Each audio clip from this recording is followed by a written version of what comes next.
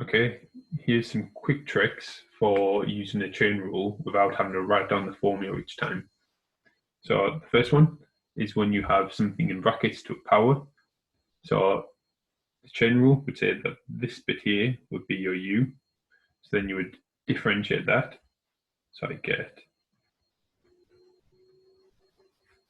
f dash of x. Then I have to times it by, well, the derivative of my u to the n. So it would be n times my u to the power n minus 1. So I can use that nice and quick, and I'll just simplify that in the question.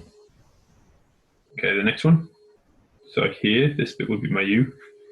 So to use the chain rule quickly, I would differentiate my u to get derivative, and then differentiate e to the u, which is just e to the u, so f of x. So the rule for this one is just differentiate the power, then times it. This one was differentiate the bracket, times by the power, then take away 1 to the power. This one, so this would be my u here. So I would differentiate my u. So I get ln u, differentiate that. So I get 1 over u, which is 1 over f of x. And then I can simplify that to f dash x over f of x, which is going to be important when we do some integrating. So the rule point ln is the derivative goes in the top, and the original goes in the bottom. For sine, again, this bit here would be our u. So dy by dx, I would differentiate my u, so f dash x, and I'm going to times that by, well, sine differentiates to cos, so cos f of x.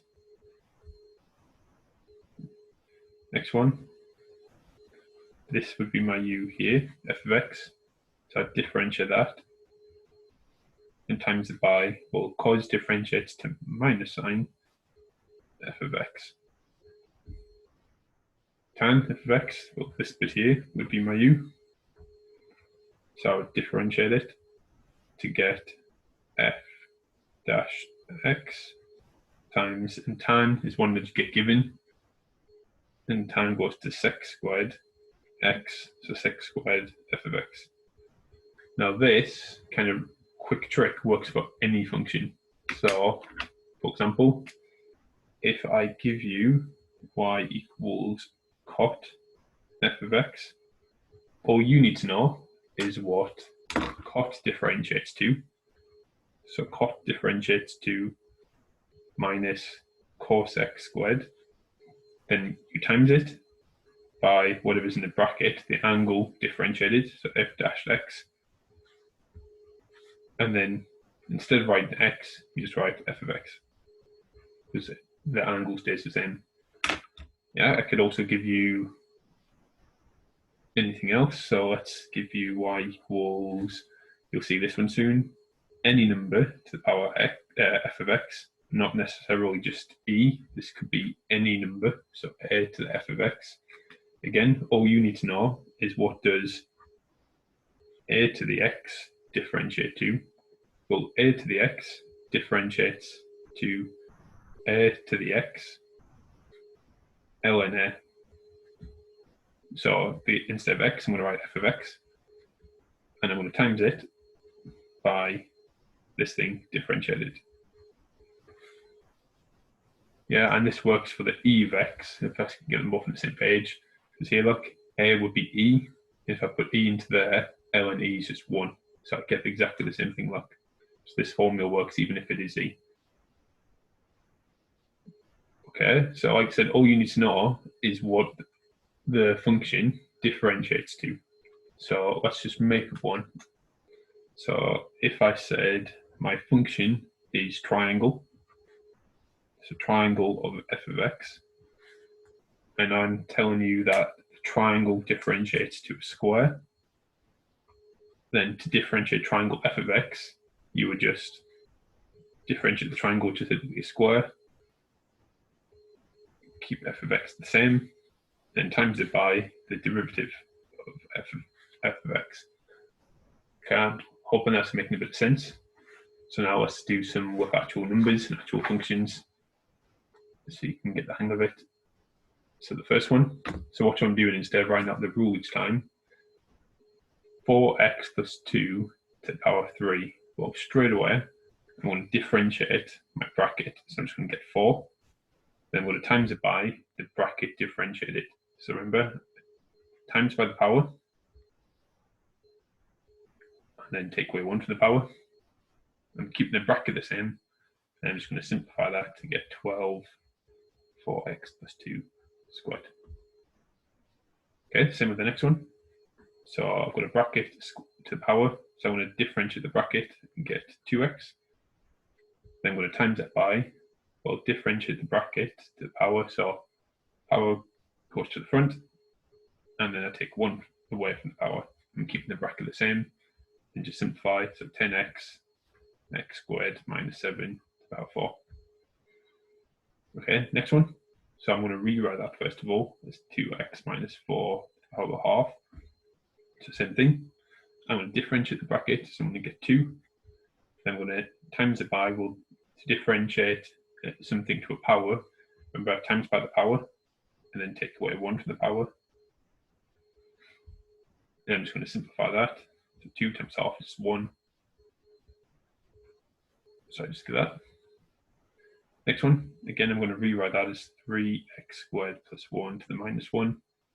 So I'm going to differentiate it by, I haven't been using the symbols, dy by dx, dy by dx, that's really sloppy, dy by dx, dy by dx.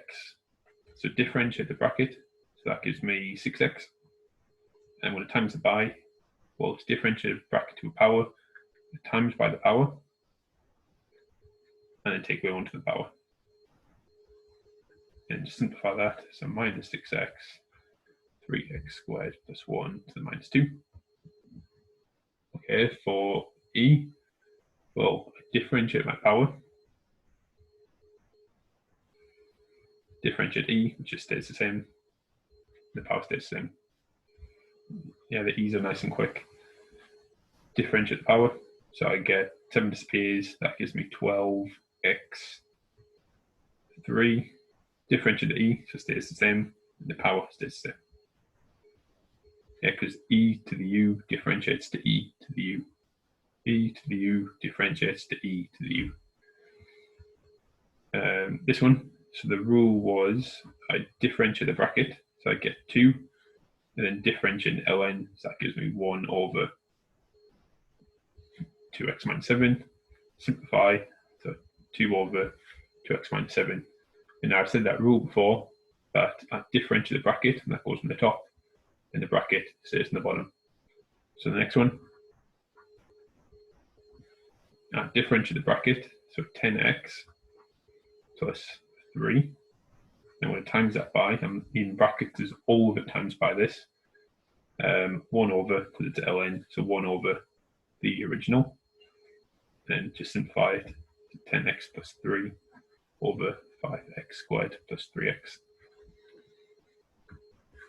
Okay, and a few more. Okay, so sine 5x. So to differentiate it, differentiate the bracket to get 5. And then sine differentiates to cos, so just cos 5x plus 2.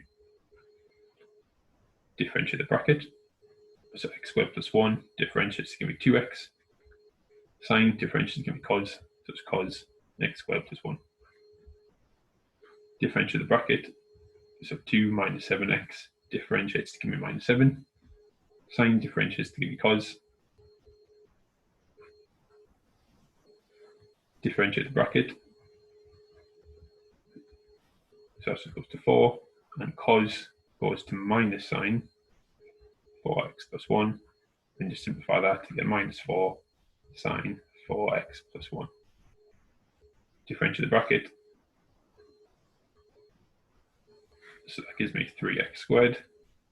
Sine differentiate to give me minus sine. Sorry, cos differentiate to give me minus sine. So I'm going to cheat. I'm going to put minus sine x cubed minus 1. That's it. Then differentiate the bracket. So I get minus 3 differentiate cos, I get minus sine 4 take away 3x, and simplify it. So minus and minus makes plus, so 3 sine